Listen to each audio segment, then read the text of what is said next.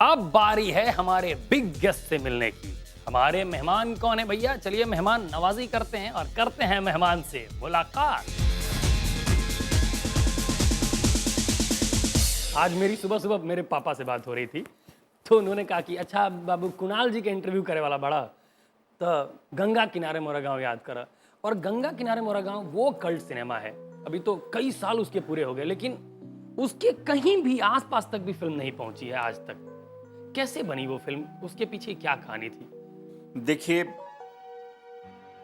मेरा ऐसा मानना है कि इमोशन किसी भाषा का मोहताज नहीं होता। जी।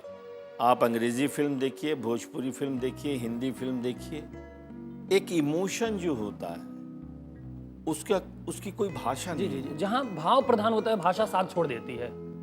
तो दुनिया के किसी भी देश में आप जाइए तो माँ और बेटे का एक जो इमोशनल बॉन्डिंग है, जो एक संबंध है, उसके लिए भी भाषा की कोई जरूरत नहीं होती। और गंगा किनारे मोरा गांव वही फिल्म थी जहां एक माँ और बेटे की कहानी थी, मिलने और बिछड़ने की कहानी थी। माँ के दिल की ललक कि मेरा खोया हुआ बेटा मिल जाए, घर पहुंचा दो, हमारा माई से मिला दो। हाँ, और बेटे के दिल की ललक कि दुनिया में चाहे जैसे हो, मैं माँ से दूर हो गया हूँ, मुझे एक बार माँ तक पहुँचा दो। ये जो बात थी वो हर दर्शक, बनारस के कन्हैया चित्र मंदिर में ये पिक्चर 1 साल 4 महीने उतरी नहीं। अरे, आज तक कोई भी भोजपुरी फिल्म ने ये रिकॉर्ड नहीं कायम किया है। सबसे पहले हम जोरदार ताली बजाएंगे उसके लिए। Thank you. मेरी जो फिल्मों का चुनाव होता था उसमें मैं इस बात पर हमेशा ध्यान देता था कि मेरे घर की माँ बहनें इस फिल्म को देखेंगी कि नहीं। किसी भी औरत जो माँ है उसको ये लगे कि कुणाल उनका अपना बेटा हो, किसी लड़की को ये लगे कि कुणाल मेरा भाई ऐसा हो, और कोई लड़की अगर रोमांस करे तो उसको लगे कि हाँ, अगर जीवन साथी के रूप में मुझे किसी को चुनना होगा तो कुणाल होना चाहिए। तो मेरी कहानियों का चुनाव मैं वैसे करता था और तभी दर्शक उसको पसंद करते थे। उनका प्यार मिला, स्नेह मिला, आशीर्वाद मिला, जिन्होंने कुणाल को कुणाल बनाया। और आज 32वां साल है, मैं उनकी सेवा कर रहा हूँ। भैया, जो आपका सिलेक्शन अब सिनेमा रहा है, आप जो फिल्में चुनते हैं, जो पटकथा आप चुनते हैं, जिसको हाँ भी भरते हैं कि हाँ मैं ये फिल्म करूंगा, ये आप अपनी शर्तों पे करते हैं कि पारिवारिक फिल्म होनी चाहिए। जी हाँ। और ये सिलसिला संसार तक चलता आ रहा है। अभी जो संसार आपकी आने वाली फिल्म है, इसके विषय में कुछ बताइए।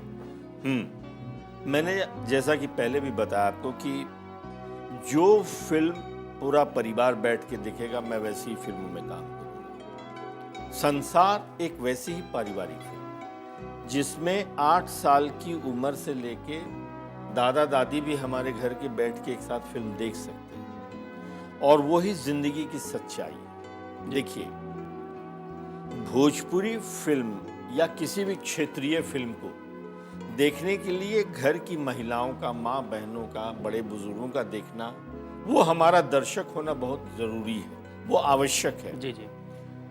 इसलिए पारिवारिक फिल्म होता है तो जब हम संसार या पहले भी जो मैंने फिल्में बताई, उनको लगता है कि मैं उनकी जिंदगी की कहानी बता रहा हूँ, मेरे ऐसा चरित्र उनके घर परिवार में या गांव समाज में होता वो है। कनेक्ट करेंगे कि ये तो मैं हूँ, बिल्कुल। ये कंडीशन मेरे साथ होती है, ऐसी चीज होती है। नहीं तो आज भोजपुरी सिनेमा के टिकट दर और टैक्स सरकार की उतनी ही है जितना 100 करोड़ की बनने वाली हिंदी फिल्म है। जी।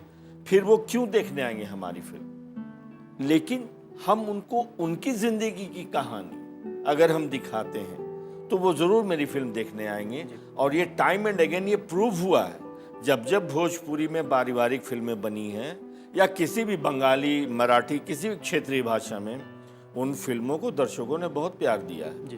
तो ये सबसे पहली वजह थी कि इतने अरसे के बाद आज जब लोग मुझसे कहते हैं कि भोजपुरी का स्तर गिर गया, अश्लीलता आ गया, उसमें एक ऐसा स्क्रिप्ट मेरे पास आया तो मैंने इसमें हामी भरी, और मुझे उम्मीद है कि संसार फिल्म को लोग बहुत पसंद करेंगे। बिल्कुल, और हम भी उम्मीद करते हैं कि संसार फिल्म को वही प्यार आप लोग देंगे जो बाकी फिल्मों को देते आए हैं, जो कुणाल भैया की बाकी फिल्मों को आप देते आए हैं। मैं चाहूँगा एक बार आप दर्शकों को कह दीजिए कि संसार ज़रूर देखें। आप लोगों से मेरा यही अनुरोध है कि बहुत अरसे के बाद एक बहुत ही अच्छी पारिवारिक फिल्म संसार, जिसमें मनोरंजन के लिए सब कुछ है लेकिन अश्लीलता नहीं है, इसलिए पूरे परिवार के साथ देखिएगा। इतने अच्छे मेहमान आए हैं, उन्हें हम कहाँ उठाएं कहाँ बिठाएं सोच नहीं पा रहे हैं। उठाएं बिठाएं या गाना सुनाएं? गाना सुनाएं, क्योंकि उसमें बैठने की जरूरत तो होती ही नहीं है, उसमें तो जी जी जी जी जी जी जी जी जी। तो हमारे मेहमान के साथ आप भी झूमिए, नाचिए, ठुमके लगाइए और 3 गानों पे थिरकते जाइए। सुनिए गाना नंबर 14, 13, 12।